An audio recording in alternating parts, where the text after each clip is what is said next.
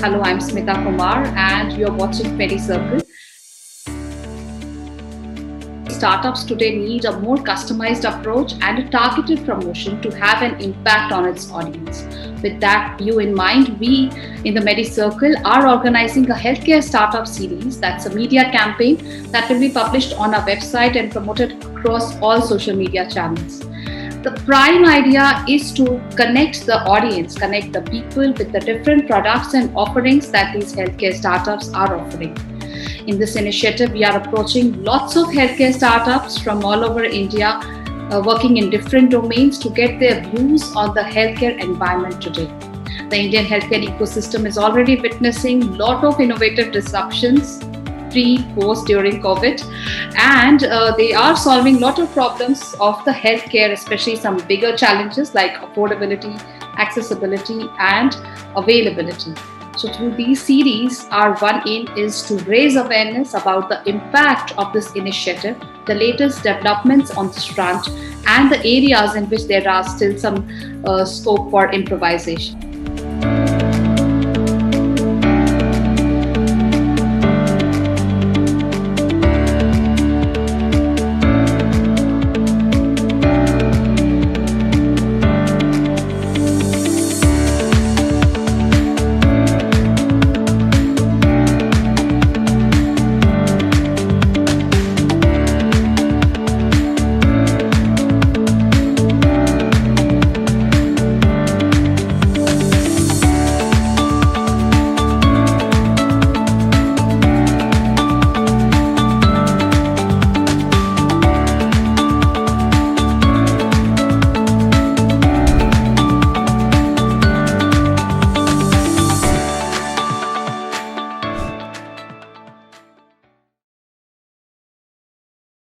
जिस तरह से हमने एक छोटे से कह सकते हैं बिल्कुल ही छोटे 1 bedroom 1 ऑफिस फ्लैट से शुरुआत की थी.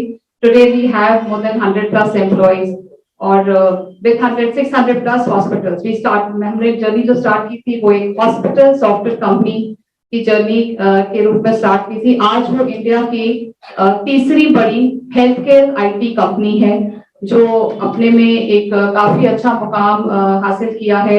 हमने कई जगह विप्रो, फिलिप्स और इन बड़े बड़े कंपनीज के HIS को जो हॉस्पिटल इंफॉर्मेशन सिस्टम है उसको रिप्लेस किया है. इस जर्नी की शुरुआत बहुत ही मॉडेस्ट तरीके से हुई थी.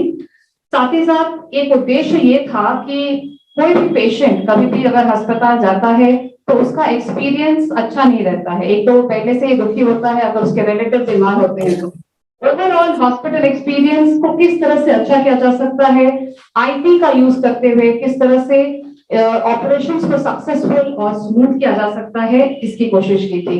हमेशा ये सोचा गया कि एंड यूजर अगर हम पेशेंट होते तो कैसा रहता. इसीलिए ये सॉफ्टवेयर बनाया गया. उसमें कई सारी चीजें right from patient feedback to OP/IP processes. किसी डॉक्टर के मैं इंटरव्यू ले रही थी, मैं उनका नाम भी मेंशन करना चाहूंगी. थायराइड केयर के जो ओनर हैं डॉक्टर वेगुमणि, उनसे मैंने यही पूछा कि आप किस तरह का पेशेंट एक्सपीरियंस उम्मीद करते हैं अपने लोगों से. तो उन्होंने हमें कहा कि पेशेंट्स जब अस्पताल जाते हैं तो ना उन्हें पर्दे याद होते हैं, ना बेड्स कितने क्लीन है ये याद होते हैं, लेकिन उन्हें ये जरूर याद होता है कि नर्स ने किस तरह से देखा और डॉक्टर्स कितने मुस्कुराते हुए उनका स्वागत किया. जब वो परेशान थे, जब उन्होंने वार्ड बॉय को बुलाया तो क्या वो सोने के लिए आया, क्या उनकी जो भी रिक्वेस्ट थी उन्हें सुना गया कि नहीं. Overall experience counts. एंड इसलिए हॉस्पिटल और हेल्थ केयर इंडस्ट्री को और मजबूत करने के लिए IT is really very important. Information technology has to be there, digitalization of health care has to be there. इसीलिए हमने HIS कंपनी की शुरुआत की थी जो केयरसॉफ्ट कंपनी है. करीब 600 हॉस्पिटल्स में हमारे सॉफ्टवेयर चल रहे हैं. उसके बाद हमने 2020 में मेडिसर्कल मीडिया प्राइवेट लिमिटेड जो एक हेल्थ केयर मीडिया कंपनी है, इसकी शुरुआत की थी. इसका भी बहुत ही सिंपल 2 ही उद्देश्य है. कोई भी मीडिया कंपनी जनरली ब्रांडिंग या अपॉर्चुनिटीज और बहुत सारी चीजों के लिए होती है, लेकिन पोस्ट कोविड हम काफी हेल्थ कॉन्शियस हो गए हैं.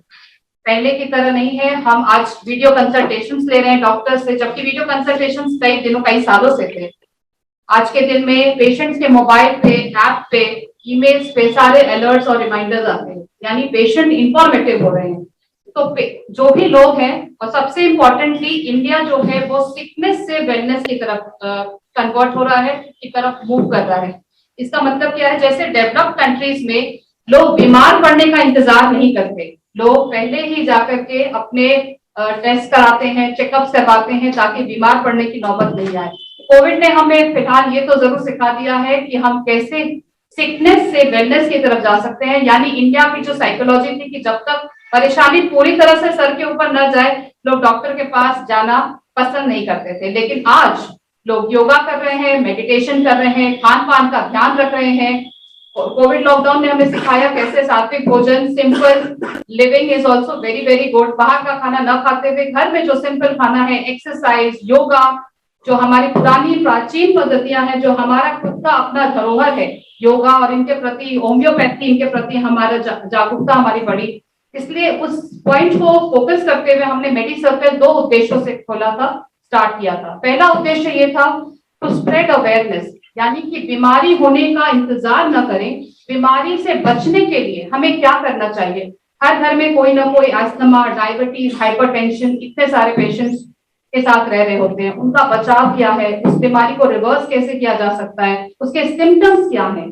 जनरली हम हमेशा बड़े डॉक्टर से मिलने की उम्मीद रखते हैं जो बड़े बड़े शहरों में होते हैं, हर बार उन तक पहुंच पाना मुश्किल होता है। मेडी सर्कल एक ऐसा मीडियम है, एक ऐसा माध्यम है जहां आप घर बैठे इंडिया के टॉप मोस्ट मेडिकल एक्सपर्ट्स, सबसे बड़े दिग्गज डॉक्टर्स के बारे में उनसे अपने बीमारियों के बारे में प्रश्न पूछ सकते हैं, उनसे अपने बीमारियों के बारे में जान सकते हैं, और हेल्दी कैसे रहा जाए और किसी बीमारी से कैसे बचा जाए, ये इसका पूरा इंफॉर्मेशन मिलता है। आज जिस तरह से सब गूगल डॉक्टर पे पूरी तरह से ट्रस्ट करते हैं, कोई भी दवाई आती है जनरली फटाफट गूगल करके ढूंढते हैं, बट क्यों गूगल पे डिपेंड करें अगर आपको ये इंफॉर्मेशन फ्री, साथ ही साथ इतने एक्सपीरियंस मेडिकल एक्सपर्ट से मिल रही है, घर बैठे मिल रही है, फ्री मिल रही है, तो वो बिल्कुल ही सही तरीका है, क्योंकि आप एक समय में एक से ज्यादा डॉक्टर को अप्रोच नहीं कर सकते। कोविड के बाद सेकेंड ओपिनियन का एक कल्चर स्टार्ट हुआ है। आप भले ही अपने डॉक्टर के पास जाएं, फिर भी प्लान्ड मेडिकल ट्रीटमेंट्स में आप जरूर किसी और भी सेकेंड ओपिनियन लें कि क्या ये मैं कर रहा हूँ इतना सही है। बड़े डॉक्टर्स इनके बारे में आपको कई हद तक सलाह दे सकते हैं। दूसरा उद्देश्य ये था किस तरह से हम ऑर्थोप्रेन्योर्स को हर लेवल पे इम्प्रोवाइज कर सकते हैं, वो जो भी कर रहे हैं, साथ ही साथ उन्हें इन्फ्लुएंस कर सकते हैं जो बड़े बड़े हेल्थ केयर एंटरप्रेन्योर्स और स्टार्टअप्स पहले ही कर चुके हैं। इंस्पायर करना किसी भी एंटरप्रेन्योर को आज बहुत ही जरूरी है, क्योंकि एंटरप्रेन्योर की जो जर्नी है वैसे ही बिल्कुल आसान नहीं होती है। एंटरप्रेन्योर्स को इंस्पायर करना कोई भी है, आज के जो यंगस्टर्स है, एंटरप्रेन्योर से ज्यादा मैं ये कहना चाहूंगी जो हमारी यंग इंडिया है, जो यंगस्टर्स है, हमारा जो नया भारत है, यंग इंडिया, उसे कैसे इंस्पायर करें। आज हम हमेशा ये सोचते हैं कि वो बंदा इतना सक्सेसफुल हो गया, इतना कैसे उसने इतना सक्सेस पाया, ये सक्सेस मंत्रा क्या है, इसको लेकर के ही हमारा मेडी सर्कल का ये दूसरा उद्देश्य था। हम इंडिया के टॉप मोस्ट स्टार्टअप्स और जितने भी जनरली हेल्थ केयर फोकस है, तो हेल्थ केयर इंडस्ट्री के जो दिग्गज हैं, जिन्होंने अपने जीवन में काफी बड़ा मुकाम हासिल कर लिया है, उनसे वीडियोस इंटरव्यूज करके ये जानने की कोशिश करते हैं कि उनका सक्सेस मंत्रा क्या है, उन्होंने क्या करके ये ऊंचाई हासिल की, उनके जीवन में कितने तरह के कष्ट हुए, फिर भी उन्होंने उनको नजरअंदाज किया, अनदेखा करते हुए वो अपने पथ की तरफ आगे बढ़ते गए। ये जो इंस्पायर्ड स्टोरीज है, इसीलिए हम वीडियो इंटरव्यूज कर रहे होते हैं। सो ये 2 चीजें थी जिसके हमने लिए मेडी सर्कल की शुरुआत की। करीब 1200 से ऊपर डॉक्टर्स का हमने इंटरव्यू लिया है, और गर्व के साथ कह सकते हैं कि हमने कुछ जिंदगियों को बचाया है, कुछ जिंदगियों को बदलने की कोशिश की है, कुछ ऐसे भी टॉपिक्स पे बात की है जिस पे बातें नहीं होती हैं। अब ये भी मेंशन करना बहुत जरूरी है, जैसे सेक्सुअल एंड रिप्रोडक्टिव हेल्थ हो गया, इस पे बहुत जगह खुल के बातें नहीं होती हैं। ऐसे बहुत सारे इश्यूज हैं जिसपे लोग खुल के चर्चा नहीं करते, जबकि मेडिकल एक्सपर्ट से आपको उन बातों पे जानना काफी जरूरी होता है। तो हमने बिंदास बोल करके एक सीरीज की शुरुआत की, जिसपे हम लोग सेक्सोलॉजिस्ट से और साथ ही साथ न्यूट्रिशनिस्ट और डाइटिशियन से सेहत की बात करते थे। कई बार जो बातें खुल के नहीं करते, क्योंकि कई बार माता पिता बच्चों को वो बातें नहीं समझाते। अब यंगस्टर्स किसी ना किसी फ्रेंड या गूगल या किसी और इंटरनेट इंफॉर्मेशन पे डिपेंड करते हैं, जो कहीं हद तक उनके लिए अच्छा नहीं है। तो as a reliable media home house हम ये कोशिश करते हैं कि इन बातों पर खुलकर चर्चा की जा सके, ताकि ओवरऑल जो प्रॉब्लम्स है, हेल्थ प्रॉब्लम्स खास करके, उन्हें काफी हद तक दूर किया जा सके। जी धन्यवाद। जैसे कि ये स्लाइड बता रहा है कि कितने स्टार्टअप्स है पूरी दुनिया में, इसमें सबसे आश्चर्यजनक बात यह है कि करीब 31.7 यानी 31.7 मिलियन बिजनेसेस जो है वो सिर्फ यूएस में है, जो करीब 99.9% जो यूएस बिजनेस का है। इंडिया कहाँ रैंक कर रहा है ये वर्ल्ड स्टार्टअप मैप में, तो इंडिया है 20वें स्थान पर।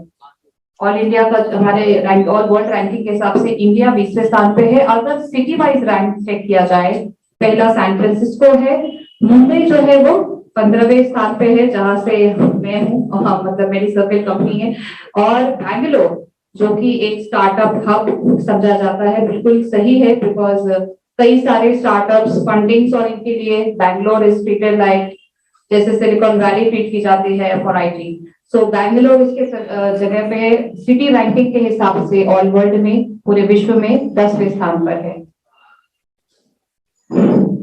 नेक्स्ट, इंडिया में स्टार्टअप्स की स्थिति क्या है? इंडिया में करीब इंडिया पूरी तरह से जो स्टार्टअप इकोसिस्टम है उसमें तीसरे स्थान पर है। करीब 38,815 एक्टिव स्टार्टअप्स हैं, जो फंडेड और बूटस्ट्रैप्ड दोनों तरह के स्टार्टअप्स को ये करता है। नेक्स्ट,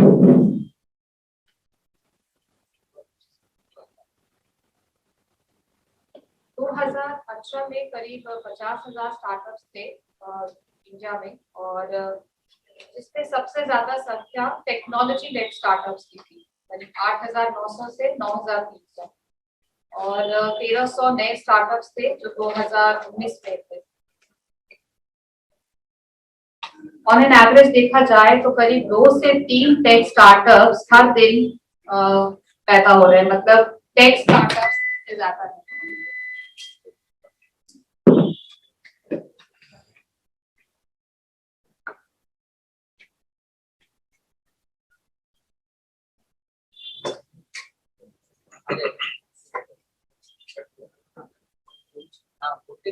महाराष्ट्र जो है वो स्टार्टअप रेस में सबसे आगे है, करीब 2,587 स्टार्टअप जो है वो महाराष्ट्र स्टेट में है। इसके बाद कर्नाटक का नंबर आता है, 1,973 स्टार्टअप्स है जो कर्नाटक में है। अब परफॉर्मेंस की बात की जाए तो बेस्ट परफॉर्मर स्टेट कौन सा है इंडिया में, तो वो है गुजरात। कुछ टॉप परफॉर्मर्स में कर्नाटक और केरला भी है। एस्पायरिंग लीडर्स यानी ऐसे स्टेट्स जिनमें स्टार्टअप्स का परफॉर्मेंस अच्छा और अच्छे से भी ज्यादा बेहतर होता दिखा गया है, वो है हरियाणा, झारखंड, पंजाब, तेलंगाना और उत्तराखंड। कुछ इमर्जिंग स्टार्टअप इकोसिस्टम्स है, यानी ऐसे स्टेट्स, ऐसे राज्य जहां पे नए नए स्टार्टअप्स आ रहे हैं, जिनमें आंध्र प्रदेश, असम, छत्तीसगढ़ और दिल्ली शामिल है। साथ ही साथ हिमाचल प्रदेश, मध्य प्रदेश, तमिलनाडु और उत्तर प्रदेश भी है। यहाँ गौर करने वाली बात यह है कि स्टार्टअप इकोसिस्टम का फोकस जनरली मेट्रो सिटीज नहीं रहा है। आप देखेंगे कुछ ऐसे भी राज्यों के नाम हैं जो पहले स्टार्टअप मैप में दिखाई भी नहीं देते थे। तो इसका मतलब ये है कि टैलेंट एवरीवेयर है, अगर उन्हें अच्छा प्रोत्साहन मिलेगा, इन्वेस्टमेंट अपॉर्चुनिटीज मिलेगी, तो बिल्कुल ही वो भी कहीं अच्छा कर सकते हैं और उनका जो परफॉर्मेंस है अच्छा होगा। और साथ ही साथ वो ऐसे एप्लीकेशंस और प्रोडक्ट्स बनाएंगे जो लोगों की जिंदगी को आसान कर सकेंगे।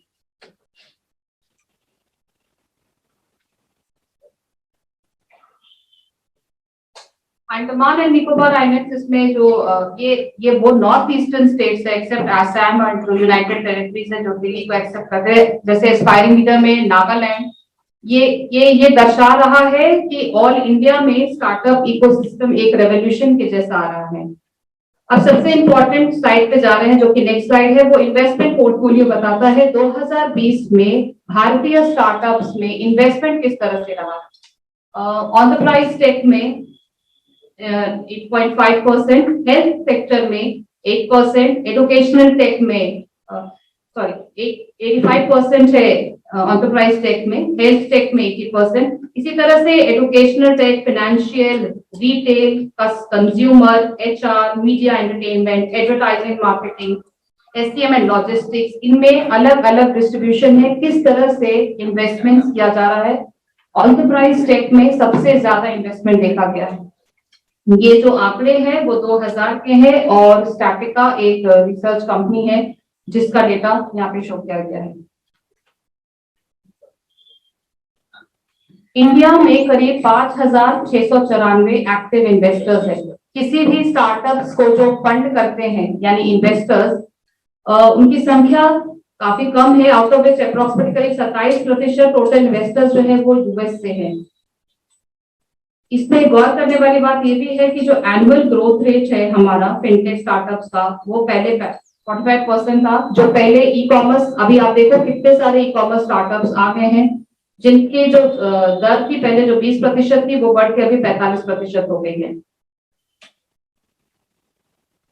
बिजनेस टू बिजनेस स्टार्टअप्स जो अभी पहले नहीं थे, जैसे B2B स्टार्टअप्स है, जैसे Zeta, Razorpay एंड और एक्स्ट्रिया, जिसमें Razorpay आई थिंक बिहार के ही फाउंडर है इसके, शशांक।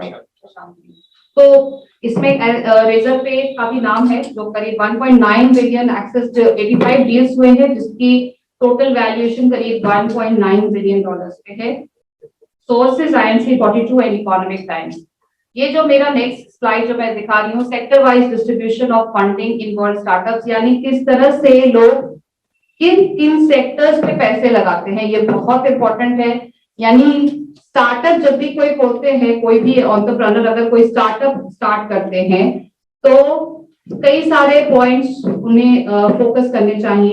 एक तो कि वो किसी प्रॉब्लम को सॉल्व करना चाहिए, this is the most important thing. सबसे महत्वपूर्ण बात ये है कि आपने जो भी स्टार्टअप की शुरुआत की है वो किसी न किसी प्रॉब्लम की का सोल्यूशन होना चाहिए। बिना सोल्यूशन का प्रॉब्लम, यानी ऐसा कोई प्रॉब्लम है ही नहीं और आप उसके लिए सोल्यूशन ऑफर कर रहे हैं, वो सबसे ज्यादा स्टार्टअप्स आज के दिन में फेल हो रहे हैं। मैं स्टार्टअप फेलियर्स पे भी आगे आऊंगी, लेकिन अभी फिलहाल मैं पॉजिटिव बातों से शुरुआत करती हूँ।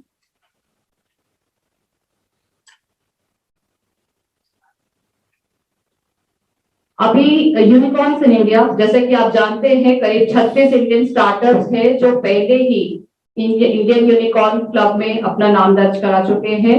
करीब 32 बिलियन से ऊपर वो रेस भी कर चुके हैं इस सितंबर तक, और इंडियन यूनिकॉर्न्स की संख्या बढ़ती जा रही है। कुछ इंडियन यूनिकॉर्न्स का नाम लेफ्ट हैंड साइड में दिया हुआ है, जैसे कि क्रेड, ग्रो, भारत पे, एको, माइग्लैंड, क्योरफिट, MTS, जेटा, गपशप, ऐसे बहुत सारे स्टार्टअप्स हैं जो अब यूनिकॉर्न बन चुके हैं।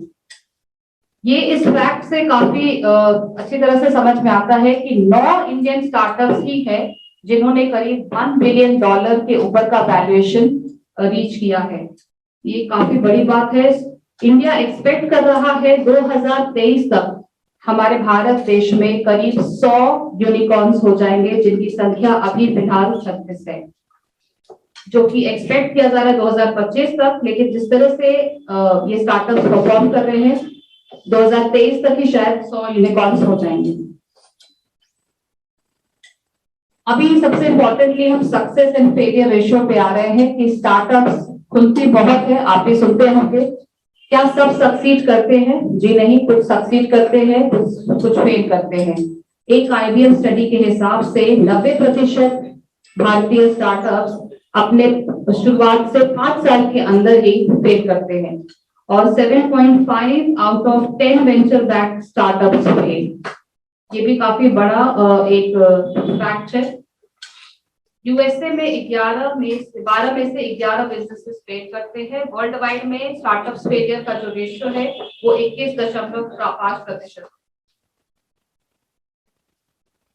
अब हम इनके कारणों पे आते हैं कि स्टार्टअप्स फेल क्यों करते हैं। करीब 80% venture capitalist Indian startup fail करते हैं कि कई इंपॉर्टेंट रीजन है जिनकी वजह से ये स्टार्टअप्स फेल करते हैं। Can you please move to the next slide?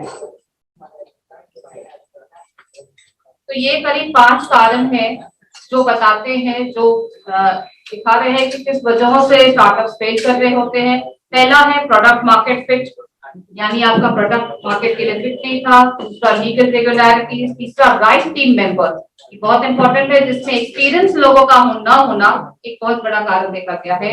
Lack of funds, तो बिल्कुल ही जाहिर सी बात है, फंड्स के अभाव में किसी भी स्टार्टअप को ग्रो करना मुश्किल है। और अनफिट बिजनेस मॉडल, यानी जो उनका रेवेन्यू मॉडल था वो अनफिट था, मार्केट के हिसाब से सही नहीं था। कई बार जो हम एस्पायर करते हैं, सोचते हैं, रियलिटी उससे काफी दूर होती है, और ये सबसे बड़ा रीजन है कि ये स्टार्टअप जो है वो फेल कर जाते हैं।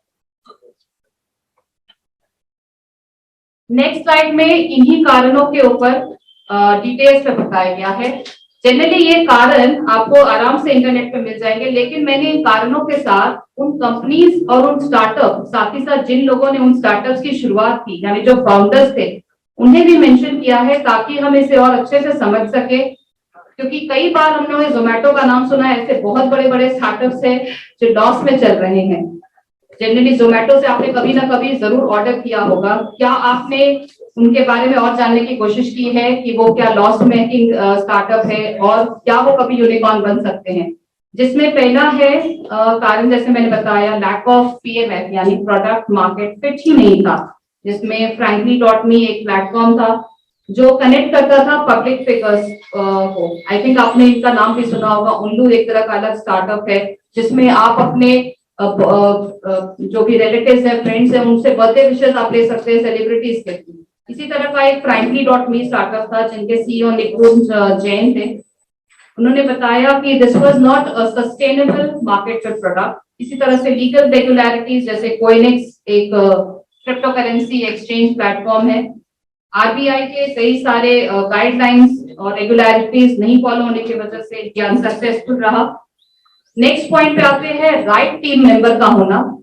जैसे कि क्रिकेट टीम में 11 लोग 11 के 11 अगर कंट्रीब्यूट करते हैं तभी इंडिया जीतती है। उसी तरह से अगर आपकी टीम में वो एक्सपीरियंस लोग और साथ ही साथ अच्छी टीम नहीं है तो कोई भी स्टार्टअप नहीं जीत सकती।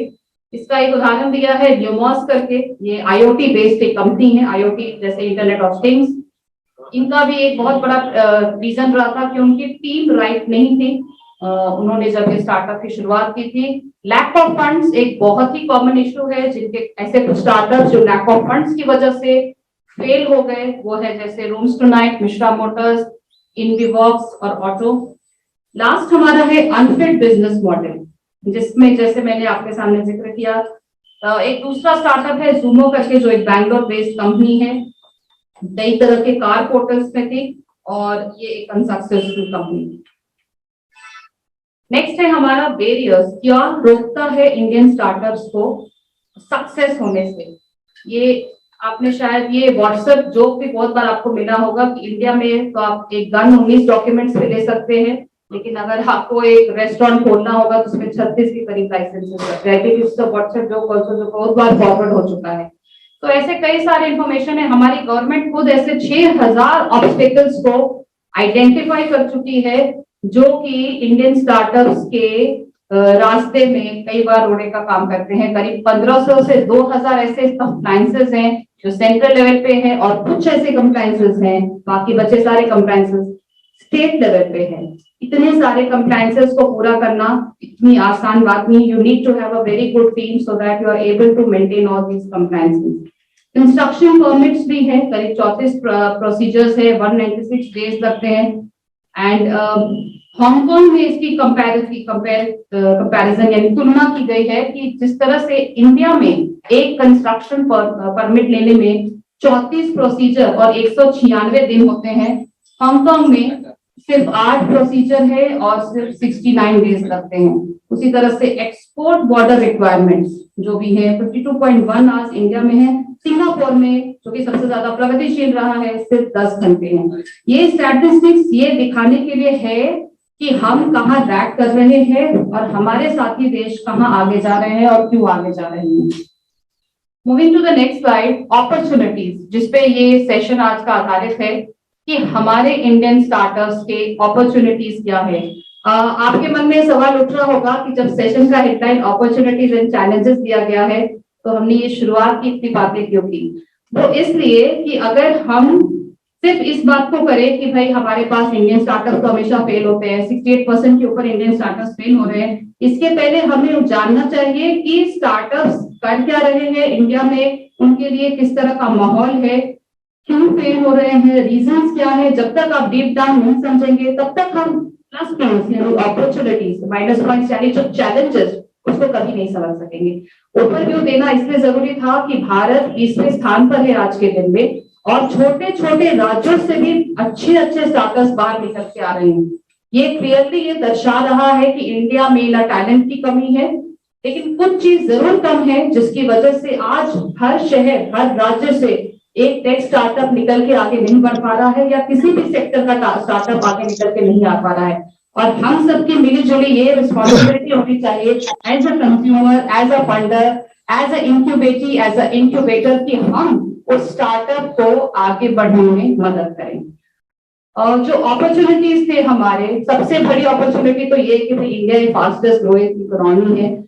करीब जो फैक्ट्स एंड फिगर्स के हिसाब से चले तो it is the highest FDI inflow of $67.54 billion, जो करीब फर्स्ट 9 मंथ्स में अप्रैल टू दिसंबर 2020 का ये आंकड़ा मैं आपको बता रही हूँ।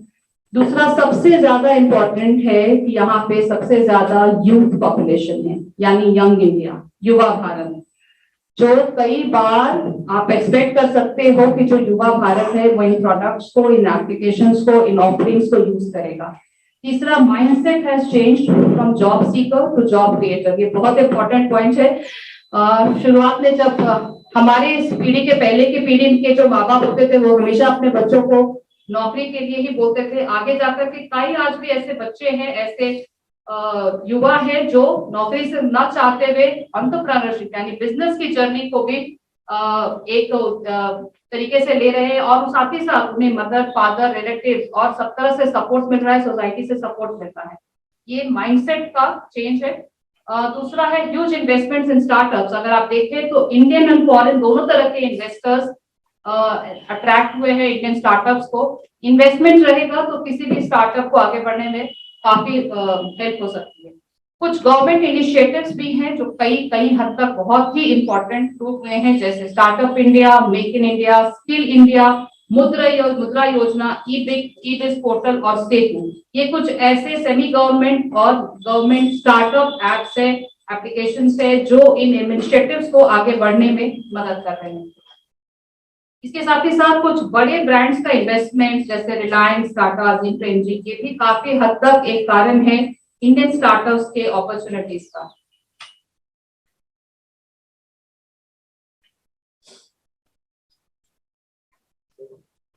नेक्स्ट में हम एक वे फॉरवर्ड की बात कर रहे हैं। कुछ चैलेंजेस भी है जो मैंने आपको पहले ही बताया कि इंडियन स्टार्टअप्स कई तरह के चैलेंजेस फेस कर रहे होते हैं, जैसे lack of funds, lack of good team, lack of good business model. लेकिन उसके साथ साथ अगर हम नेगेटिव बातों से या जो हमें जो भी हमारे रास्ते में आने वाले ये जो ऑब्स्टेकल्स है उन पे ध्यान न देते हुए आगे की ओर बढ़े तो वो क्या है, तो वो ये बताता है कि इंडिया जो है वो 142वें पोजीशन पे आ गया है। 142वें पोजीशन से 63rd पोजीशन पे आ गया है 6 सालों में, जो काफी अच्छी बात है इंडिया के लिए। सबसे ज्यादा जरूरी है कुछ ऐसे इनिशिएटिव्स हैं बड़े बड़े स्टार्टअप्स के जो इन स्टार्टअप्स को अवार्ड देते हैं, उन्हें प्रोत्साहन देते हैं मॉनिटरली भी और सोसाइटी वे में भी, ताकि वो आगे बढ़ सके। जैसे माइक्रोसॉफ्ट एक्सेलरेटर हो गया, नैसकॉम के 10,000 स्टार्टअप्स है, Walmart labs and T labs है, टाटा ग्रुप, महिंद्रा एंड महिंद्रा और यस बैंक ने भी ऐसे कई सारे इनिशिएटिव स्टार्ट किए हैं जो आगे आने वाले ऐसे स्टार्टअप्स को प्रोत्साहन देते हैं, उन्हें अच्छा काम करने के लिए इंस्पायर करते हैं। साथ ही साथ सबसे इम्पोर्टेंटली जो एनएसडीसी है, नेशनल स्किल डेवलपमेंट कॉर्पोरेशन, उन्होंने भी करीब 150 मिलियन इंडियंस को 2022 तक मैंडेटरी किया है कि वो उन्हें स्किल करेंगे। किसी भी स्टार्टअप को, जैसे बहुत जाहिर सी बात है, एक अच्छी टीम, एक स्किल टीम की आवश्यकता है जो काफी हद तक एनएसडीसी पूरा कर पा रही है। लास्ट में अबाउट मेडिसर्कल है, तो मैंने आपसे शुरू में जिक्र किया कि ये एक मीडिया कंपनी है जो हेल्थ केयर इंडस्ट्री पे फोकस्ड है। यहाँ हम 2 वजहों से हैं, एक जिसमें हम एक्सपीरियंस्ड और मेडिकल डॉक्टर्स, मेडिकल प्रोफेशनल्स को से अवेयर कराते हैं लोगों को डिफरेंट डिजीजेस के बारे में, और दूसरा उद्देश्य है to inspire people, to inspire the young India कि वो कैसे अपने लाइफ में सक्सेसफुल हो सकते।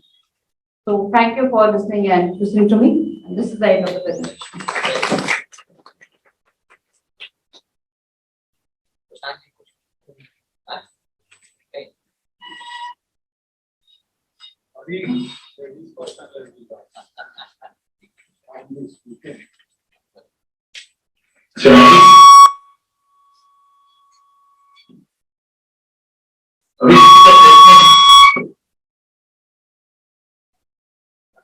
किसी का कोई प्रश्न है तो पूछ सकते हैं अपने परिचय देके। हमारे बाहर के लोग वर्चुअल माध्यम से भी कुछ लोग जुड़े हुए हैं। वर्चुअल के माध्यम से जो लोग जुड़े हुए हैं, कोई प्रश्न है आपको मीता जी को पूछने लायक, आप लोग पूछ सकते हैं।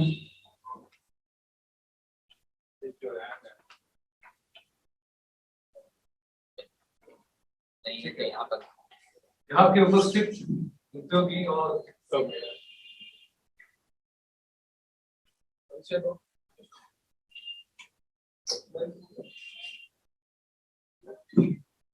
हेलो मैम, मेरा नाम प्रकाश है, मैं यहीं पटना का रहने वाला हूँ। मेरी मम्मी को पिछले 3 साल से आई थिंक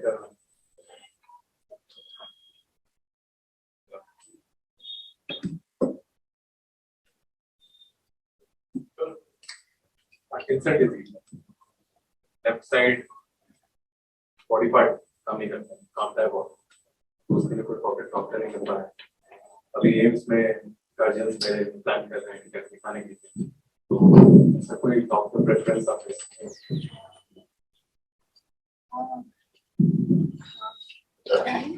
मेरा नाम प्रकाश है। Thank you, Prakash. Thank you for first of all listening to my presentation. Generally मुझे लगा मेरा presentation बहुत बड़ा है, I hope आपको ये बोर नहीं हुए। The thing is that medical expert जब आप right medical expert तक पहुंचना बहुत जरूरी है। So मैं कोशिश करूँगी मुंबई के जो भी बड़े डॉक्टर्स हैं जो पार्किंसन डिजीज पे काम कर रहे हैं, आपको उनसे कनेक्ट करवा सकती हूँ, क्योंकि इस मीडियम में होने की वजह से एक बेनिफिट है कि हम बड़े डॉक्टर्स से जनरली डायरेक्ट कनेक्ट हो जाते हैं और उनके अपॉइंटमेंट इजीली मिल जाते हैं। तो एक डॉक्टर है मेरे नजर में कि मुझे पता है उन्होंने बहुत सारे पेशेंट्स को स्पेशली पार्किंसन के लिए बिल्कुल तरीके से ट्रीट किया, जो काफी स्टेज 4 के पार्किंसन डिजीज पेशेंट्स थे। तो मैं बैक जाने के बाद जरूर आपको कनेक्ट करवाने की कोशिश करूंगी। एक्चुअली मैंने ऐसे ही नेट पर सर्च किया था खुद से, तो मुझे पता चला कि मोहम्मद अली एक बॉक्सर जो थे, लेजेंड बॉक्सर, उनको भी पार्किंसन डिजीज था, जिसके बाद उन्होंने 2 साल के बाद रिकवर भी किया और 2 साल के बाद उनकी डेथ हो गई। आई डोंट नो कैसे हुई, बट थोड़ा डर बना रहता है बिकॉज़ पता है।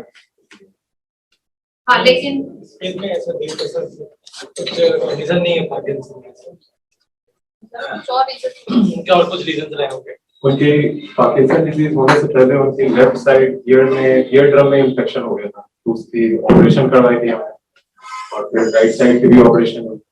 तो 6 से 7 महीने तक वो राइट साइड ही, सॉरी लेफ्ट साइड ही होकर ही सोती थी, तो और कुछ काम करना होता नहीं था, तो आई थिंक वो भी एक कारण हो सकता है।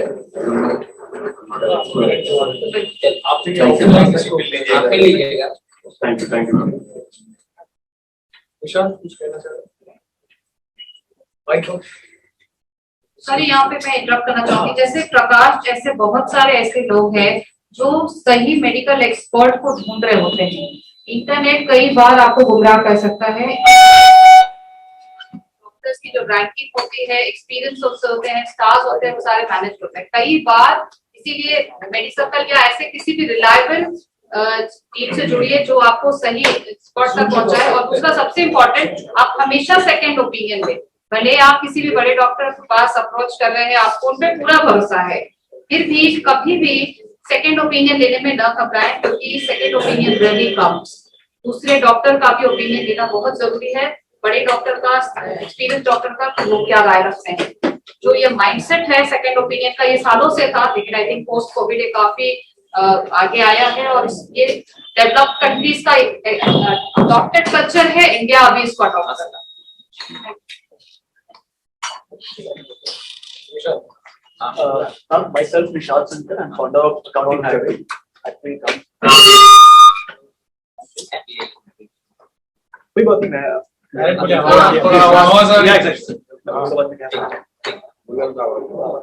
Myself, Nishad Sankar, I'm founder of Accounting Highway. और मैम एक्चुअली मेरा सवाल हेल्थ केयर को लेकर के है ना, रियलिटी में इनोवेटिव क्या कर रहा है हेल्थ केयर?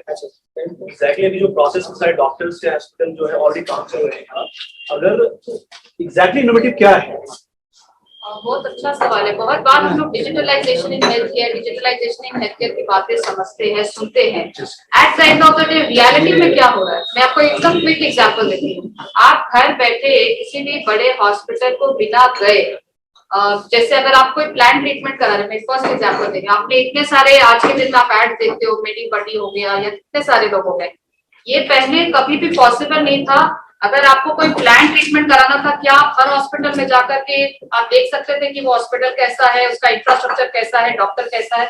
जब आप कोई प्लान मेडिकल ट्रीटमेंट कराते हो, आपके पास कुछ पैरामीटर्स होते हैं। पहला, मुझे डॉक्टर अच्छा चाहिए। कई लोगों को इंफ्रास्ट्रक्चर से मतलब नहीं होता है, उनके लिए बेस्ट डॉक्टर होना जरूरी है। कई बार इंफ्रास्ट्रक्चर काउंट करता है, कई बार कुछ लोगों के लिए बजट काउंट करता है। कोई एक सर्जरी जहां 50 लाख में हो रही है, दूसरी जगह 5 लाख में हो रही है, और कई 50,000 में भी हो रही है। उस आदमी का अपना इकोनॉमिक स्टेटस भी बहुत मायने रखता है कि मैं ये सर्जरी उस हॉस्पिटल में अफोर्ड कर सकता हूँ कि नहीं। आप अगर एक सिंगल बंदे हो, अगर आपके ही घर में किसी पेशेंट को आपको कोई प्लान ट्रीटमेंट करानी है, मैं पहले की बात करती हूँ, क्या ये पॉसिबल था कि आप 10 हॉस्पिटल्स में जाकर के 10 बड़े डॉक्टर से बात करके उनके rooms, infrastructure, OTs, anaesthetist, surgeon सबसे बात करके आपको वो टाइम भी दे, मशवरा भी ले, और फाइनली आपके बजट में आपको एक अच्छा अस्पताल मिल जाए? ये पॉसिबल ही नहीं था, क्योंकि पहले की तरह लोगों में आज के दिन में टाइम की कमी है, इनके पास इतना टाइम ही नहीं है कि वो कर सके। कई तरह से आज के दिन में इंडिया में ऐसे कई सारे प्लेटफॉर्म्स खुल गए। एक तो हमारी कंपनी hospitalsuggest.com, जो आपको बेस्ट हॉस्पिटल कनेक्ट कराती है, आपको यहीं घर बैठे आपको पूरे हॉस्पिटल की वर्चुअल टूर कराती है, उनसे कंसल्टेशन कराती है, बात कराती है, और आपको कोटेशंस देती है लगभग, क्योंकि इंडिया में इतने सारे फैक्टर्स नहीं होते। इंडिया में सबसे बड़ा फैक्टर आज भी बजट है। आपका जो बजट है सर्जरी का, वो आपके हिसाब से होना चाहिए, तभी आप उसको अफोर्ड कर सकोगे। यानी जैसे मैंने अपने उसमें बताया, 3 इंपॉर्टेंट प्रॉब्लम है, अवेलेबिलिटी, एक्सेसिबिलिटी एंड अफोर्डेबिलिटी। आप एक स्टार्टअप के लिए ना सबसे इंपॉर्टेंट ये है कि वो किसी एक प्रॉब्लम को सॉल्व करे। आप मल्टीपल प्रॉब्लम्स को सॉल्व करने की कोशिश करोगे, फाइनली आप कोई भी प्रॉब्लम नहीं सॉल्व कर पाओगे। आप ये ट्रैक देख लो, वही स्टार्टअप सक्सेसफुल है जो किसी एक प्रॉब्लम को सॉल्व करने की कोशिश कर रहा है। आपके प्रश्न पे वापस आते हुए, एक्चुअली क्या चेंजेस आ गए, इनोवेशन कहाँ पे है? तो इनोवेशन बिल्कुल है। कुछ समय पहले ये बातें सिर्फ आप सोच सकते थे कि ऐसा होता, आज ऐसा हो रहा है। आप घर बैठे प्लान ट्रीटमेंट्स के बारे में सब कुछ जानकारी लेकर के आप एक अच्छे हॉस्पिटल में जाने की कोशिश करो। इससे फाइनली क्या हो रहा है, आप पेशेंट की जान का बचने का और उसके ठीक होने का जो परसेंटेज है, प्रोबेबिलिटी है, उसको बढ़ा रहे हैं 70 से 80 से 90%। ये हम अब चाहे वो नियर एंड डियर वंस किसी के भी हो, आप कितने भी पैसे अफोर्ड कर सकते हो। कोई भी नहीं चाहता कि उनके घर में कोई बीमार है, सब चाहते हैं कि वो जल्द से जल्द अच्छे हो जाए, और हेल्थ केयर में कभी भी कोई लोग चांस नहीं लेना चाहते। लेकिन अगर आपके पास ऑप्शंस हो गए, तभी आप एक्सप्लोर कर सकते हो ना। तो कुछ ऐसी चीजें हुई हैं बिल्कुल। दूसरी सबसे इंपॉर्टेंट चीज जो मैं आपको खुद बताना चाहूंगी, जैसे मेरी हेल्थ केयर IT कंपनी 15 साल पुरानी है, उसमें कुछ ऐसे फीचर्स थे, मैं डॉक्टर्स को बोलती भी थी कि कभी तो आप इस्तेमाल करो।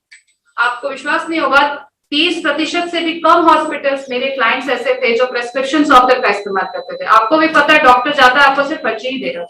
Sorry, there are any doctors here, but you always get a prescription. आपके पास तब मिला आपको कंप्यूटराइज्ड प्रेस्क्रिप्शन, कभी भी नहीं। आप खुद अपने कितने भी बड़े से बड़े डॉक्टर के पास आप चले जाते हो, आपकी हिस्ट्री उसको याद रहे, ऐसी कई सारी बातें हैं। किसी भी चीज में अगर आप ह्यूमन टच ऐड करते हो तभी वो चलता है। मैं आपको एग्जांपल देती हूँ, एक बहुत बड़े डॉक्टर है जिनका मैंने प्रेस्क्रिप्शन सॉफ्टवेयर दिया था। उनका कोई पेशेंट आया, उसके बच्चे का 10th का एग्जाम था। अगली बार जब वो भाई साहब, वो डैडी आए उनके, तो उन्होंने बोला, उनको नाम से बुलाया कि अरे शर्मा जी, आपके बेटे का 10th का एग्जाम का बोर्ड का रिजल्ट आया था, कैसा आया? उनके पेरेंट को इतना अच्छा लगा, इतना खुश लगा कि अरे वाह, इस डॉक्टर को मेरे बेटे का बोर्ड का एग्जाम का रिजल्ट आने वाला है, इसको याद है। जो कि उन्हें कुछ नहीं आता। एक्चुअली सॉफ्टवेयर में हमने अलर्ट डाल के रखा है, पेशेंट क्या आती है वो फटाक से देखकर बोलता। डॉक्टर कनेक्ट आया, पेशेंट। इंडिया में ना हम लोग बहुत हैं, सॉरी टू से, हम लोग बहुत इमोशनल। डॉक्टर हमें लूटे, कुछ भी करे, कोई दुकान वाला भी हमें लूट रहा होता है, लेकिन वो हमें प्यार से 2 बातें बोल देगा, हम उधर ही जाते हैं। तो इंडिया में लोग ब्रेन कम इस्तेमाल करते हैं, इमोशनल ज्यादा होते हैं, दिल से काम करते हैं। अगर वो डॉक्टर आपको अच्छे से प्यार से बात करेगा, कोई दुकान वाला भले आपको 10x प्राइस पे बेच रहा हो, लेकिन आपको अच्छे से बात करेगा, इज्जत से बात करेगा, आप उसी के पास जाओगे। अब कुछ चीजें जो टेक्नोलॉजी सॉल्व करके दे पा रही है, ये चीजें प्रेस्क्रिप्शन सॉफ्टवेयर, मैं सामने से बोल रही हूँ, मेरे ही सॉफ्टवेयर के ऐसे बहुत सारी चीजें, पेशेंट फीडबैक, आप होटल में खाते हो, खाना खाते हो, आपसे लास्ट में एक फीडबैक भरा जाता है। क्या आपने ये फीडबैक फॉर्म किसी भी हॉस्पिटल में डिस्चार्ज के टाइम में भरा था? आप खुद याद करके देखो, किसी न कभी आपके कोई भी रिलेटिव अगर एडमिट हुए थे डिस्चार्ज के टाइम में, क्या आपको ये फॉर्म भरा गया? आप कई बार उनके सर्विसेज से नाखुश थे, लेकिन आज के दिन में ऐसा नहीं है, चेंजेस हो रहा है क्योंकि कंपटीशन टफ है। हेल्थ केयर को, पेशेंट को अच्छा एक्सपीरियंस देना जरूरी है, वो शायद डॉक्टर हो, वार्ड बॉय हो, नर्स हो, असिस्टेंट हो, कोई भी हो। सफाई के साथ साथ कि हॉस्पिटल नीट एंड क्लीन होना चाहिए, मेरा एक्सपीरियंस अच्छा होना चाहिए, मुझे एक सिंपैथी से ट्रीटमेंट मिलनी चाहिए। एक बहुत सीनियर डॉक्टर है, एमबीबीएस फर्स्ट बैच के, उनका इंटरव्यू लिया था, उन्होंने बोला कि ध्यानचंद्र रॉय, डॉक्टर ध्यानचंद्र रॉय ने हम सब डॉक्टर्स को एक सीख दी थी कि कोई भी पैथी हो, होम्योपैथी हो, एलोपैथी हो, कोई भी पैथी हो, लेकिन आपके पास आपके पेशेंट्स के लिए सिंपैथी होनी चाहिए। बाद में आपके पास कुछ भी हो, होम्योपैथी हो, एलोपैथी हो, उससे फर्क नहीं पड़ता। कितने डॉक्टर्स ये फॉलो कर रहे हैं? कुछ डॉक्टर्स जो नहीं कर पा रहे हैं, उनके लिए टेक ये सहारा है। जो मैंने आपको एग्जांपल दिया, इससे पेशेंट को अच्छा लगा। कई सारे ऐसे पुराने हिस्ट्रीज जो आपको सॉफ्टवेयर ही बता पा रहा है, उसकी वजह से डॉक्टर्स आज पेशेंट्स को बेटर ट्रीट कर पा रहे हैं। ऐसे कई सारे AI/ML बेस्ड एल्गोरिथम तो मेरे ही सॉफ्टवेयर से बन के आ रहे हैं, जो पिछले 6 महीना में अगर डेंगू पेशेंट्स को ट्रीट किया था, इस तरह से ट्रीट किया था, लाइन ऑफ ट्रीटमेंट ऐसी थी, तो वो बेटर हो रहे थे पेशेंट। तो कई सारी चीजें हैं जो टेक्नोलॉजी सॉल्व कर रही है। हम डे टू डे लाइफ में अगर कंपेयर करें तो हमें भी पता चलेगा कि सच में डिजिटलाइजेशन आने से काफी फायदा हो रहा है। सिर्फ ग्रोसरीज और इस पे ना रहे, जो हम लोग ऐप है, आप देखो बुक माई शो से आप मूवी की टिकट बुक कर लेते हो, पिज्जा ऑर्डर कर लेते हो। क्या आपने कभी डॉक्टर का अपॉइंटमेंट पहले बुक किया था? नहीं। आज आप डॉक्टर से बात कर पा रहे हो, ऑनलाइन बात कर पा रहे हो, लीगलाइज वे में बात कर पा रहे हो, पहले ऑनलाइन कंसल्टेशन तो लीगलाइज। तो देखा जाए तो सच में काफी चेंजेस आए।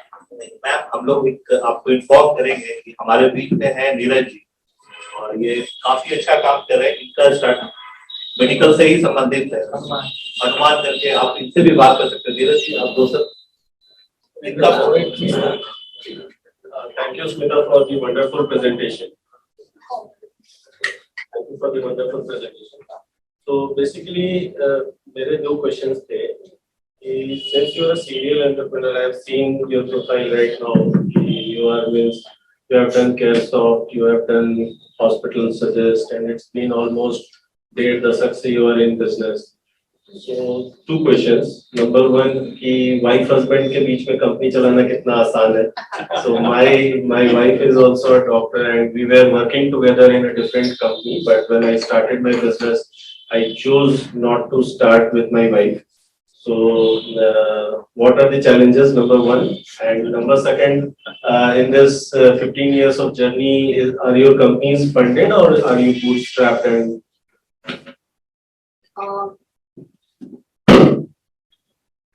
So, the answer to your first question, definitely एक ड्रॉबैक रहा था शुरू में इंडियन इन्वेस्टर्स को कोई भी ऐसे स्टार्टअप में पैसे लगाना जिनके फाउंडर्स हस्बैंड वाइफ है, बिल्कुल ही एक नेगेटिव पैरामीटर के तौर पे देखा गया था। मैंने भी कई सारे इन्वेस्टर्स को जब शुरू में अप्रोच किया था, oh you are husband wife too हो, उन्हें ऐसा लगता था कल को हमें कुछ हो गया तो उनके तो पैसे डूब गए।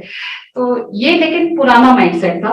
एंड टू टेल यू, ऐसे बहुत सारे आज के दिन में स्टार्टअप्स हैं जो हस्बैंड वाइफ है, जिसका सबसे बड़ा एग्जाम्पल मीना गणेश एंड के गणेश हैं जो टोटिया चला रहे हैं। वो तो बड़े इन्वेस्टर्स भी हैं, बट उन्होंने शुरुआत ऐसे की। ममा अर्थ, बहुत सारे ऐसे स्टार्टअप्स हैं जो हस्बैंड वाइफ वो चला रहे हैं। तो coming back to your question, personally हमारे इसमें सबसे जरूरी है किसी भी कंपनी को आगे ले जाना, स्टार्टअप को आगे ले जाने के लिए, भले आप देखो बहुत सारे पार्टनर्स में भी झगड़ा हो जाता है, हस्बैंड वाइफ हो चाहे कोई भी हो, अगर आपके जिम्मेदारियां बटी हो और आप एक दूसरे के डिसीजंस को रिस्पेक्ट करें तो कभी भी कोई भी तरह की साझेदारी या पार्टनरशिप नहीं टूट सकती, and irrespective of being husband wife. Coming to our own thing, हमारा जो हमारी जो जोड़ी है उसमें मैं आपको बताना चाहूंगी कि प्रशांत इज अ ड्रीमर, यानी वो ड्रीम्स देखते हैं, ही इज अ विजनरी। वो आज उनको लग रहा है कि आज हम लोग ऐसे कर रहे हैं, उनको लगता है कि कल ये इस तरीके से बेटर वे में किया जा सकता है। And I am an executor, मैं किसी चीज को अच्छे से एग्जीक्यूट कर सकती हूँ। सो हमारी जो जोड़ी है, ना मैं इनके रिस्पॉन्सिबिलिटीज में काम अड़ा रही होती हूँ ना मेरे, because he is a dreamer, तो वो काफी हद तक आगे सोच पा रहे होते हैं और मैं जनरली एग्जीक्यूशन, टीम बिल्डिंग और बाकी चीज में रहती हूँ, तो चैलेंजेस नहीं होते। हमारे इसमें कोई 15 से 9 कोई झगड़ा नहीं हुआ था। कोई इश्यूज आपका एक प्रश्न था इन्वेस्टमेंट का, तो मैं बताता हूँ कि हम लोग की जर्नी जो है आरती सॉफ्टवेयर बिहार से शुरू हुई थी, और हम लोग एक कंप्यूटर का जो कॉस्ट, जैसे इन्होंने बताया कि एक ड्रीमर, ठीक है, ये मेरे छोटे भाई हैं, तो मैं थोड़ा सा ऐड ऑन करना चाहता हूँ कि जब ये आईटी एजुकेशन में आए और इलेक्ट्रॉनिक्स में आए, तो इनका एक था विजन कि मेरे को एंटरप्रेन्योर बनना। तब मैं इंजीनियरिंग में कहीं और था और मैं दिल्ली गया था और इसके लिए बुक्स बहुत सारा खरीद के लाया। तो मैं जब आया पटना वापस, तो इसने मेरे से बताया कि मेरे को एंटरप्रेन्योर बनना। तो मेरे को थोड़ा ये लगा, क्योंकि मेरे घर में आज तक कोई भी नहीं, पीछे कोई भी नहीं, आगे भी अब पता नहीं आगे क्या होता है। तो फिर हमने इसके साथ डिस्कशन किया, फिर हमने एक MOU करके क्योंकि चलो चलते हैं, हम तुम्हारे साथ आएंगे। फिर हमारे एक बड़े भाई हैं जो सब यहाँ के मेंबर हैं, श्री राकेश कुमार, वो MB है। वो हम लोग जब प्लान देखा कि अब ऐसा करना है, तो भाई मैं दूसरे के लिए काम कर रहा हूँ, तो मैं वापस आता हूँ, ठीक है। वो वापस आके तीनों भाई मिलके एक जर्नी स्टार्ट की IT में। उसके बाद ये जो हमारी स्मिता है, इनको मैंने ढूंढ के निकाला, इनको घर से ढूंढ के निकाला। ये जो कि फैमिली मैटर्स है, ये BI अपना फैमिली, इसलिए मैं डिस्कस, इनको ढूंढ के निकाला। ढूंढ के निकालने के बाद तब फिर ये बैकबोन हो गई हमारी, हम लोग फ्रंट में आ गए, ये बैकबोन हो गई। आज हम लोग बैकबोन हो गए और ये फ्रंट में लीड कर रही है, ये इनका सक्सेस है। और अभी तक कोई भी इन्वेस्टमेंट हम लोगों ने कहीं से लिया नहीं, सब खुद से जनरेट किया है। और मैं तो 35,000 40,000 से मैंने IT कंपनी शुरू की, आज काफी सक्सेस कर रहे हैं, और कोई भी इन्वेस्टमेंट आज तक नहीं लिया।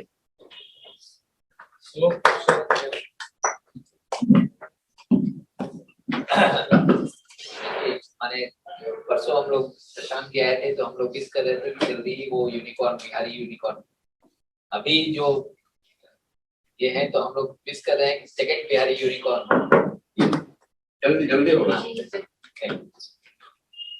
और दूसरे पैसे से खेलिए, केवल अपना ही पैसा रहेगा, मजा नहीं है। पॉकेट दूसरे का जब तक काटिएगा नहीं ना, तब तक मजा नहीं। फिर क्या होता है ना, मतलब कंट्रोलिंग आप किसी और के हिसाब से चलना पड़ता है, यही अपना फ्रीडम खत्म हो जाता है। No, it's not true. आप दूसरे से ले रहे हैं तो they can add on to what you have. केवल सर्टेन एक्सटेंट तक होता है, नेगेटिव बात ही मत सोचिए, पॉजिटिव भी होता है ना, कि वो पैसा लगा रहे हैं तो ये भी सोच रहे हैं कि आप कैसे सक्सेसफुल। हाँ, वो भी सोच रहे होते हैं, पॉजिटिव भी है इसके साथ। और जो लोग स्टार्टअप कल्चर की बात करते हैं कि जो पैसा लगवाना दूसरे का जरूरी इसलिए भी है कि फिर कोई मैनेजमेंट का टिप वो दे पाए, कुछ वर्किंग स्टाइल के बारे में बता पाए, तो दैट हेल्प्स यू अदरवाइज। वैसे आप बता सकोगे कि is it really helping you or not? I personally believe that any outside investment is a great help, not only for accelerating your business, but also it brings a lot of responsibilities, mentorship, guidance on the platform. और अभी I am too young in the startup journey, तो मुझे तो ऐसा लगता है कि अगर मेरे ऊपर कोई ना बैठा होता और मुझे खुद रोज ये सोच के करना है कि आज क्या स्टेप्स उठाने हैं, काफी कठिन होता है। तो आई वुड ऑलवेज प्रेफर कि कोई सेंस ऑफ रिस्पांसिबिलिटी रहे कि मुझे ये काम करना है क्योंकि मैंने किसी से पैसे लिए हैं। So this makes me, at least this is very personal opinion, this makes me at least more responsible towards my own business. और मतलब on a lighter note, आपके बीच में कोई तीसरा नहीं आया इसलिए झगड़े नहीं हुए अभी तक आपके। तीसरा is invested. नहीं तो ये चर्चा अभी होगी, इसका एक फायदा आप लोगों को मिलेगा। This is two sides of the coin. तो ये two sides of the coin है, इसको आप देखिए कि हर किसी के लिए अलग अलग होगा। इनका एक साइड है, वहां दूसरा साइड, और दोनों खुश। पॉइंट तो एक ही है, बिजनेस चलना चाहिए। Main objective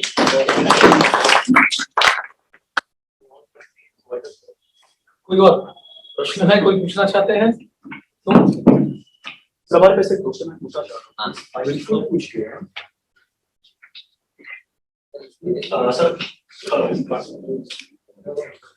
sir. बेसिकली मेरा जो क्वेश्चन है ना, वो हेल्थ केयर के बेस पे ही है।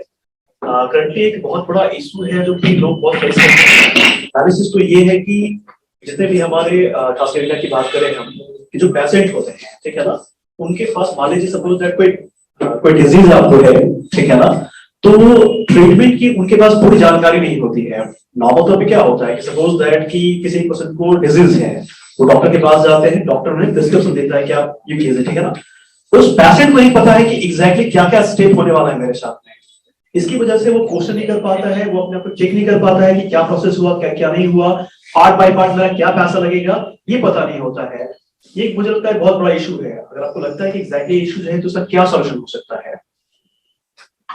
तो जा सकती है, आपके पास एक्सपर्ट्स बैठे हैं। जी जी, देखिए भगत जी भी इसमें आंसर कर सकते हैं। क्वेश्चन बहुत क्लियरली समझ गए। जी फिर से बताओ। हमारा जी क्वेश्चन ये है एग्जैक्टली क्लियर आपका कि नॉर्मल वे में जो पेशेंट है आपका, ठीक है ना, उसके पास वेल नॉलेज नहीं होता है। सपोज एग्जांपल मैं देता हूं आपको कि किसी व्यक्ति को कैंसर है, ठीक है ना, वो डॉक्टर के पास जाता है, ठीक है, उस पेशेंट को ये नहीं पता है कि कैंसर के ट्रीटमेंट में क्या क्या प्रोसेस है, क्या स्टेप बाय स्टेप प्रोसेस होगा, क्या मेरे साथ फॉलो हो रहा है, नहीं हो रहा है, क्या स्टेप वाइज जो है हमारा पैसा लग रहा है, नहीं लग रहा है। इन सब जानकारी ना होने की वजह से वो टोटली डॉक्टर पे डिपेंड होता है, और दैट्स वाई कि जैसा डॉक्टर उन्हें मूव करता है वो मूव करता है ना। तो सवाल है कि ये एक जेन्युइन प्रॉब्लम है।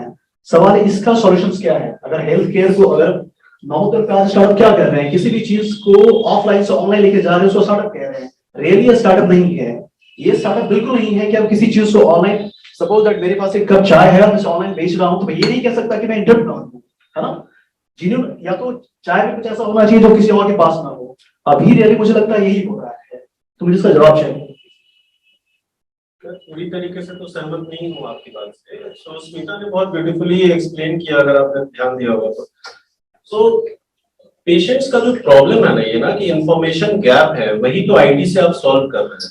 तो स्मिता ने भी बताया कि हमने हॉस्पिटल खोज बनाया, या उनकी जो HMIS की जो सर्विस है, जो हॉस्पिटल के अंदर इंफॉर्मेशन किस तरीके से फ्लो हो रहा है।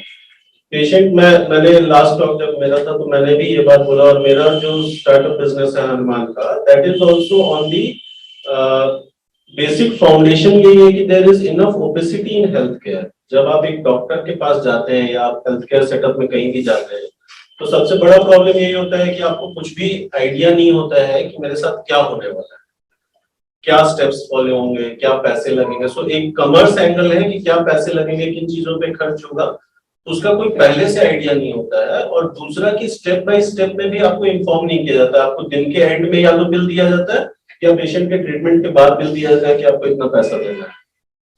तो अभी जो टेक्नोलॉजी जो पार्ट सॉल्व कर रही है, वो प्रोएक्टिवली आप हॉस्पिटल में एडमिट होने से पहले, जब आपको डॉक्टर ने बोला कि आपको एडमिट होना है, उससे पहले आप किसी प्लेटफॉर्म पे, मल्टीपल ऐसे प्लेटफॉर्म है जिसमें से एक प्लेटफॉर्म इनका है हॉस्पिटल से, आप जा करके मल्टीपल हॉस्पिटल्स में चेक कर सकते हैं कि उनके रूम टैरिफ्स क्या हैं, उनके यहाँ जो गॉल ब्लैडर सर्जरी करनी है तो कौन डॉक्टर करेगा, उसका एक्सपीरियंस कितना है। इस तरीके के मल्टीपल चेक्स जो है you can actually do on these platforms, get quotation की कितना पैसा चार्ज होगा, and basis on that you can make a decision. So of course this is solving a set of problem. जो startup के definition के ऊपर जो आपका सवाल है कि सही बात है कि किसी भी चीज को ऑफलाइन से ऑनलाइन कर देना बहुत बड़ा सॉल्यूशन नहीं है। सो लेट अस नॉट सी कि ये स्टार्टअप बिजनेस है कि नहीं। Any business is good if you are justifying the sense of the business, number 1. Number 2, अगर आप स्टार्टअप के डेफिनेशन में उसको फिक्स करना चाहते हैं तो it should solve a problem.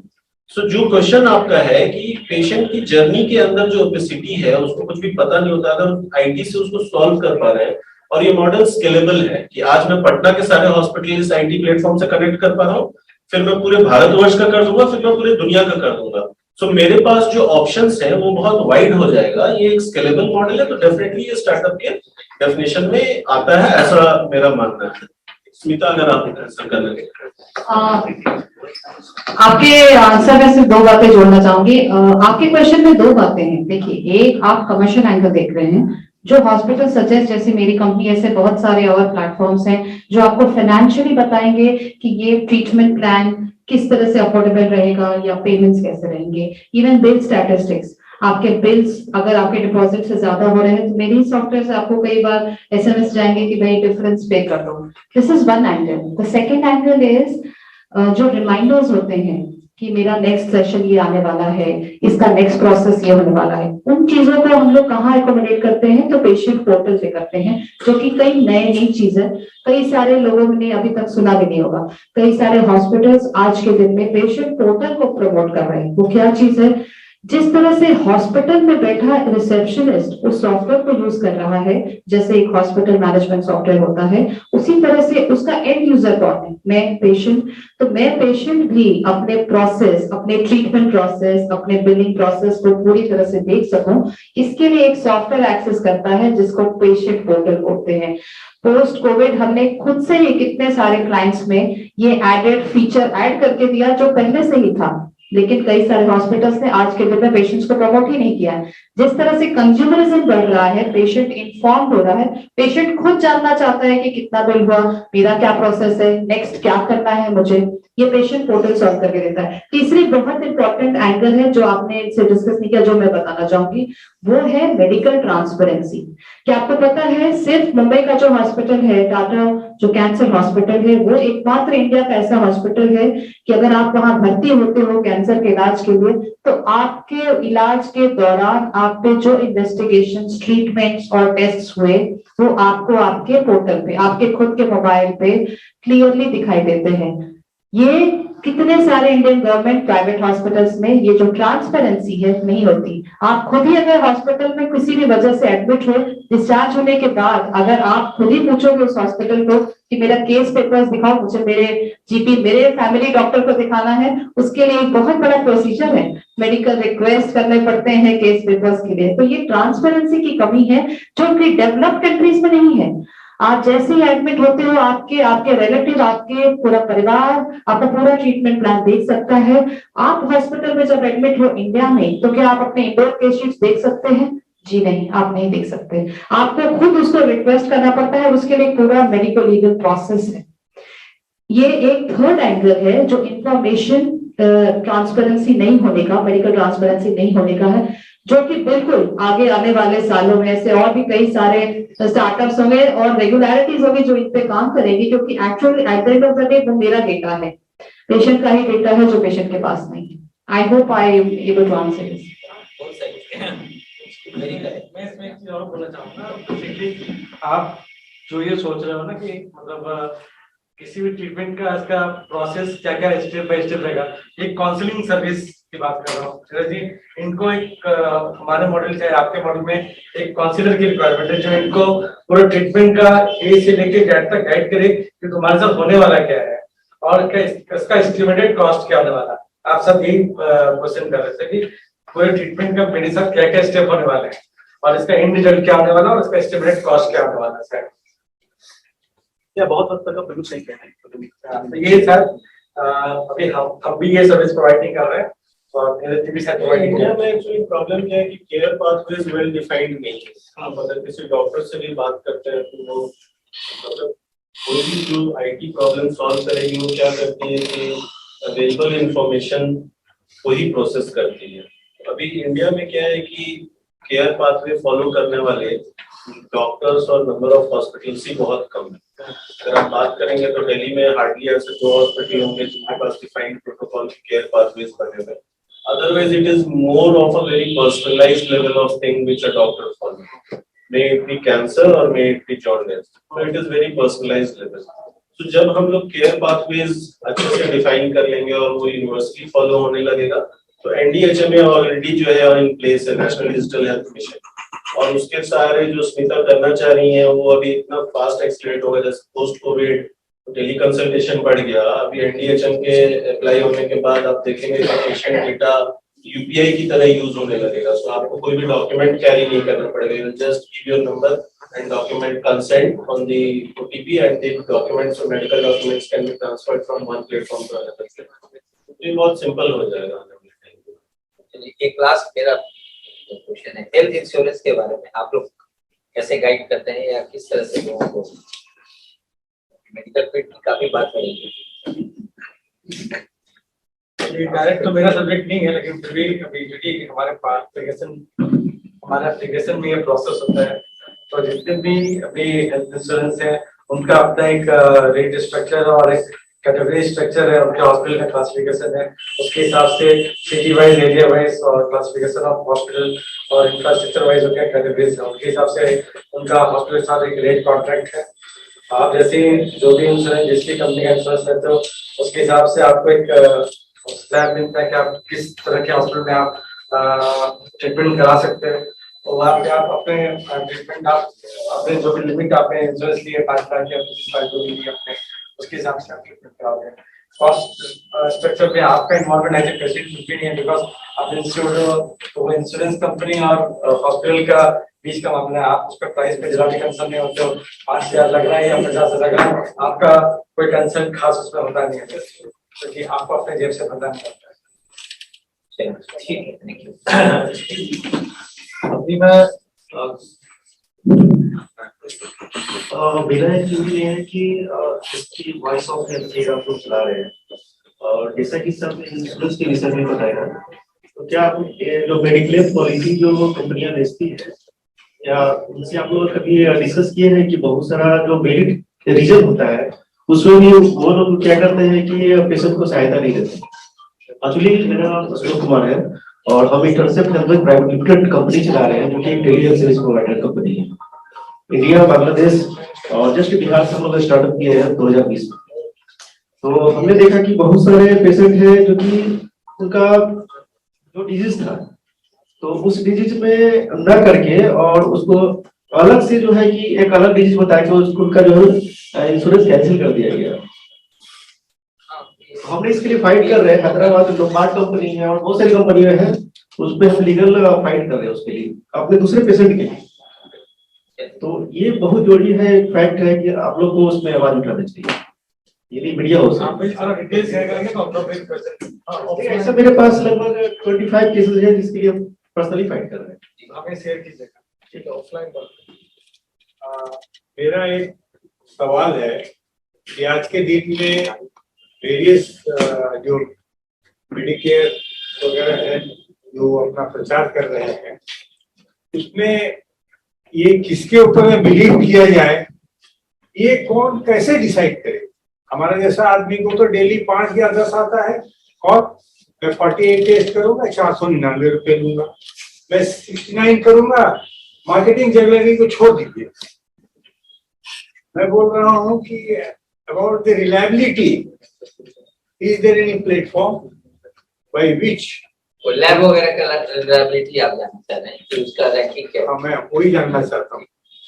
इसमें जो बहुत सारे स्टार्टअप हैं, अभी जो बहुत लोग हैं जो भी आप कह सकते हैं ब्रांडेड हो गए, जैसे हेल्थेन है, एम5 है, ये लोग 699 रुपये में आपके 79 टेस्ट कर रहे हैं। वो नॉर्मल टेस्ट अगर आप नॉर्मल कराते तो किसी भी नॉर्मल लैब में, तो आपको 7-8 हजार का वो कॉस्ट है उनका नॉर्मल प्राइसिंग के हिसाब से। वो एक कम्प्रिहेंसिव पैकेज बना के आपको 699 में, 799 ऐसे हजार अलग अलग पैकेजेस है उनके दे रहे। तो वो है। बाकी जो भी लैब है NABL की पैरामीटर है, अगर NABL एग्रीडेड है तो आप ये मान सकते हैं कि वो एक स्टैंडर्ड SOP फॉलो कर रहे हैं अपने प्रोसीजर के लिए, तो उसमें आप जा सकते हैं। आप ये खाली चेक कीजिए, अगर जो भी एडवर्टीजमेंट है वो NABL सर्टिफाइड है तो आप ट्रस्ट कर सकते हैं किसी भी ब्रांड। लिखता तो है प्रशांत जी, पेपर में ऐड भी हाफ पेज का देता है और बोलता है कि मैं एक्रेडिटेड हूँ, लेकिन जब कंज्यूमर उस पॉइंट ऑफ व्यू से सोचता है कि where is this competition coming from and why, तो कहने का मतलब ये 7,000 से 700 दे रहा है, इसलिए सर वो उसको कंज्यूमर एक्वायर करना है। को बिजनेस बिजनेस लेना है आपका एक डेटा के बाद marketing point of view marketing नहीं, उसपे जो इन्वेस्टर के लिए पैसे आ रहे हैं उनको ये चाहिए कि भाई हमें ज्यादा से ज्यादा कंज्यूमर को अट्रैक्ट कर लेना है प्लेटफॉर्म पे, तो उसके लिए आपको बर्न कर रहे होते हैं, मतलब आपका पैसा कोई और भर रहा होता है, वो बाद में किसी न किसी और पैसे रिइंबर्स करेंगे। अभी मैं मुकेश जी को आग्रह करूंगा कि एक डायरेक्टरी है हमारे और एक सुविनियर है थोड़ा, मुकेश जी को नहीं कहिए तो घर के आदमी हैं।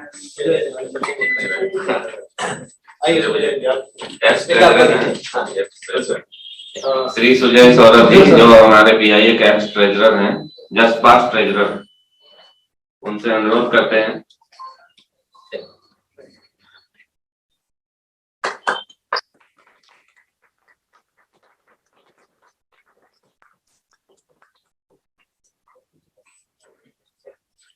मैं अभी सुबोध जी के आग्रह करूंगा, एक सुविनियर है वो थोड़ा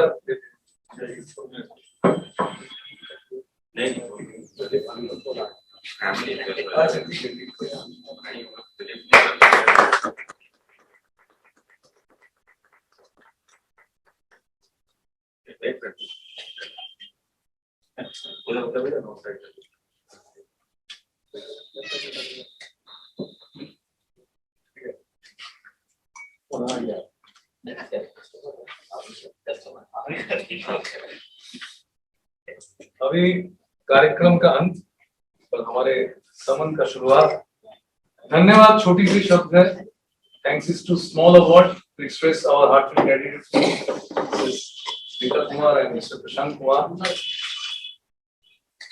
आपकी कथन, आपकी प्रेजेंटेशन सिर्फ स्वास्थ्य क्षेत्र में नहीं बल्कि एक स्टार्टअप को, एक एस्पायरिंग जो कि बनना चाहते हैं सारे स्टार्टअप को बहुत बहुत ज्ञान की रोशनी प्रदान किए हैं। वो लोग बहुत प्रेरित हुए, हम लोग बहुत प्रेरित हुए हैं।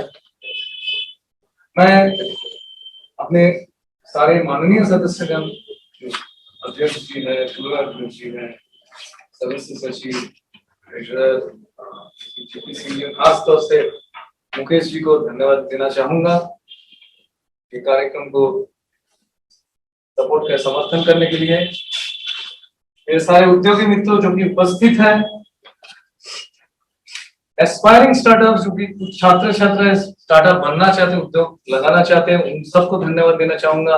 ऑनलाइन से जुड़े हुए बंधुओं, आप सबका धन्यवाद। एक दो मीडिया हाउस से भी लोग आए थे, उनको धन्यवाद देना चाहूंगा। अंत में BI सेक्रेटेरिएट जिसकी सहायता बहुत ही आवश्यक है, मैं अपने सहायक प्रभात और निमिषा को भी धन्यवाद देना चाहूंगा। आप सबको एक फीडबैक फॉर्म दिया गया है, कृपया उसको भर लीजिए और फिर हम लोग आगे आएंगे और एक कार्यक्रम को लेके। बहुत बहुत धन्यवाद।